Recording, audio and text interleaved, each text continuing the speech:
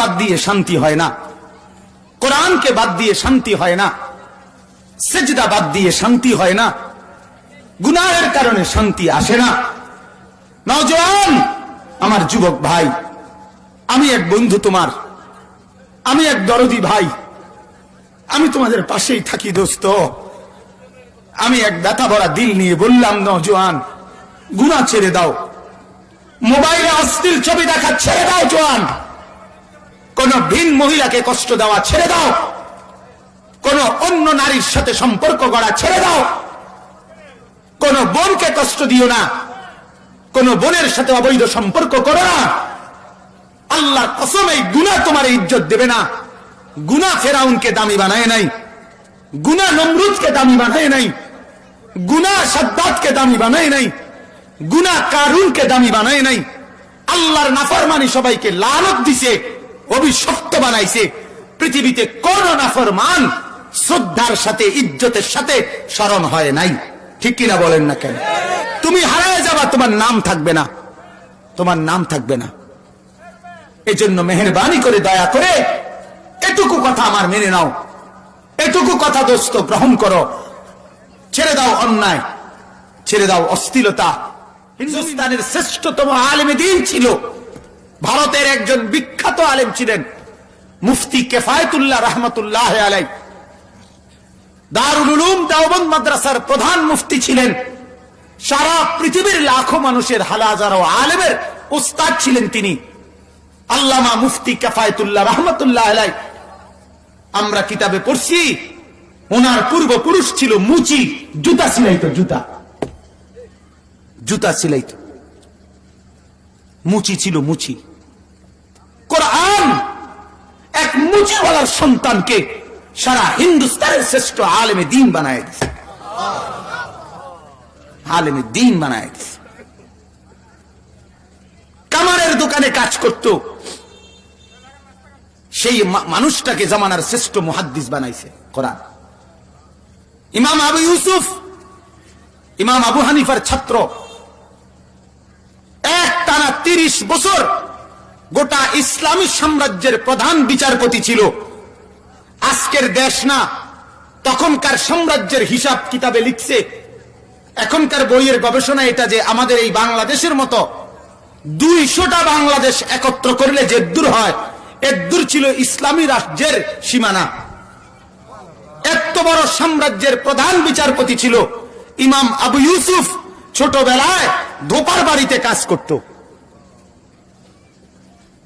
মা অভাবের তাড়নায় ধোপার বাড়িতে কাজ দিছিল।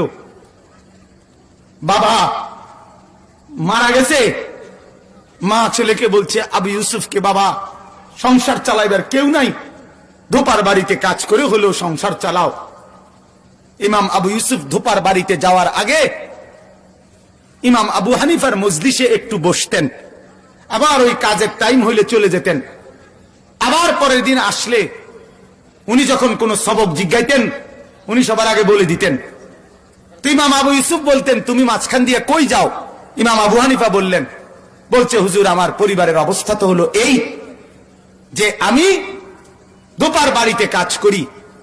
ইমাম আবু হানিফা সেদিন বললেন, আবু ইউসুফ, কালকে থেকে তুমি আর ধোপার বাড়িতে কাজ করবা না, আমার মজলিসে পুরা ইলম শিখো। একদিন তোমাকে এই মানুষের শ্রেষ্ঠতম খাবার তৎকালীন সময়ের পেস্তার হালুয়া বলা হয়তো, কিতাবে লিখছে, এইটা তুমি প্রতিবেলা খাবা। আমি বললাম, অর্থাৎ তিনি যখন প্রধান বিচারপতি ছিলেন তখন বাদশা পর্যন্ত তার সবচেয়ে দামি খাবারটা ওনাকে হাদিয়া হিসাবে পেশ করতেন।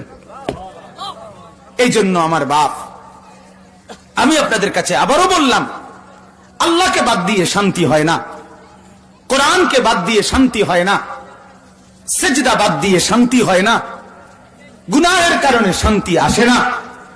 নওজোয়ান, আমার যুবক ভাই, আমি এক বন্ধু তোমার, আমি এক দরদি ভাই, আমি তোমাদের পাশেই থাকি দোস্ত। আমি এক ব্যথা ভরা দিল নিয়ে বললাম, নওজোয়ান, গুনাহ ছেড়ে দাও, মোবাইলে অশ্লীল ছবি দেখা ছেড়ে দাও জোয়ান, কোন ভিন মহিলাকে কষ্ট দেওয়া ছেড়ে দাও, কোন অন্য নারীর সাথে সম্পর্ক গড়া ছেড়ে দাও, বোনকে কষ্ট দিও না, কোন বোনের সাথে অবৈধ সম্পর্ক করো না। আল্লাহর কসম, এই গুনাহ তোমার ইজ্জত দেবে না। গুনাহ ফেরাউনকে দামি বানায় নাই, গুনাহ নমরুদকে দামি বানায় নাই, গুনাহ সাদ্দাতকে দামি বানায় নাই, গুনাহ কারুনকে দামি বানায় নাই। আল্লাহর নাফরমানি সবাইকে লানত দিছে, অভিশপ্ত বানাইছে। পৃথিবীতে কোন নাফরমান শ্রদ্ধার সাথে ইজ্জতের সাথে স্মরণ হয় নাই। ঠিক কিনা বলেন না কেন? তুমি হারায় যাবা, তোমার নাম থাকবে না, তোমার নাম থাকবে না। এজন্য মেহেরবানি করে দয়া করে এটুকু কথা আমার মেনে নাও, এটুকু কথা দোস্ত গ্রহণ করো। ছেড়ে দাও অন্যায়, ছেড়ে দাও অশ্লীলতা। জমিনবাসী কষ্ট পাচ্ছে, জমিনবাসী কষ্ট পাইতেছে গুনার কারণে। গুনাহ ছেড়ে দিলে, চোখের পানি ছেড়ে মাফ চাইলে আল্লাহ আযাব তুলে নিবে। আবার আল্লাহ বলছে, আযাব যদি আমি কমায়ও দেই, আমার কাছে কিন্তু আরো আযাব আছে। আছে কিনা বলেন? করোনার পরে আর আযাব থাকতে পারেনি। কথা বলেন না কেন?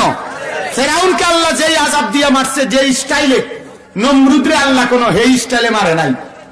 জানেননি?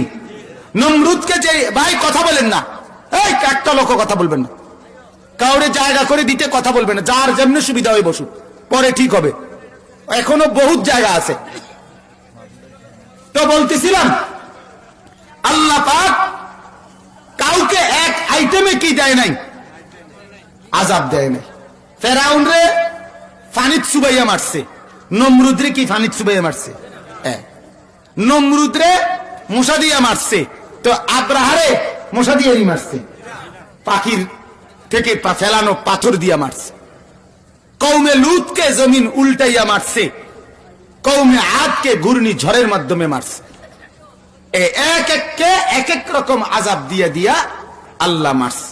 এই জন্য গোটা ইউরোপ বারবার খেয়াল করছিল, ঘূর্ণিঝড়ের কারণে ক্ষতিগ্রস্ত হয় বেশি, ভূমিকম্পের কারণে ক্ষতিগ্রস্ত হয়, জলোচ্ছ্বাসের কারণে ক্ষতিগ্রস্ত হয়, আবহাওয়া দূষিত হইলে ক্ষতিগ্রস্ত হয়।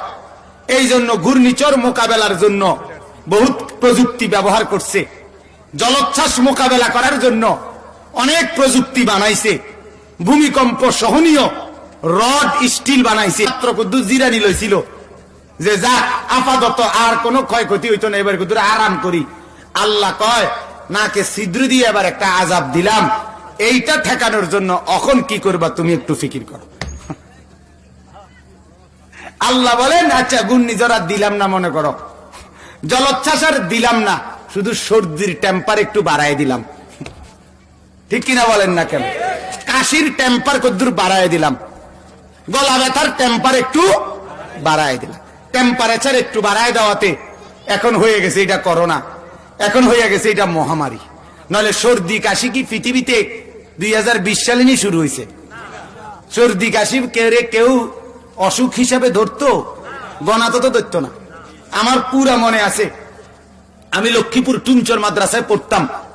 আমার উস্তাদ হযরত মাওলানা এরশাদুল্লাহ রহমাতুল্লাহ আলাই মারা গেছেন। হুজুরে বোর্ডিং চালাইতো, বোর্ডিং। তো আমরা বোর্ডিং এ থাকতাম। যদি কোনো ছাত্র হুজুরের কাছে বাড়ি যাওয়ার জন্য এই কথাই কইতো, হুজুর জ্বর বা সর্দি বা পেটটা ব্যথা করে, মাথাটা ব্যথা করে, কুদুর বাইর গেলাম হইলে, এ হুজুর রে এটি বললেই হুজুরে কইতো, হন শৈলবালা থাকলে জ্বরে কিচ্ছু হয় না, শরীর বালা থাকলে কি জ্বর সর্দি তান কিচ্ছু হয় না, দুইটা নাফা খাইয়ালাই তান যাইব গা, দুধ পরার সুঁড়ে ইতান যাইব গা। শৈল বালা থাকলে জ্বরে কিচ্ছু হয় না, মানে জ্বর যে কোন সমস্যা এটা উনি মনে করতো না, এটা কোনো বিষয়ই না, এটা কোনো বিষয়ই না। আর আজ জ্বর হয়ে গেল আতঙ্ক। ঠিক কিনা বলেন না? আজ জ্বর হয়ে গেল মহামারী। জ্বর হয়েছে শুনলেই লাফ মারে।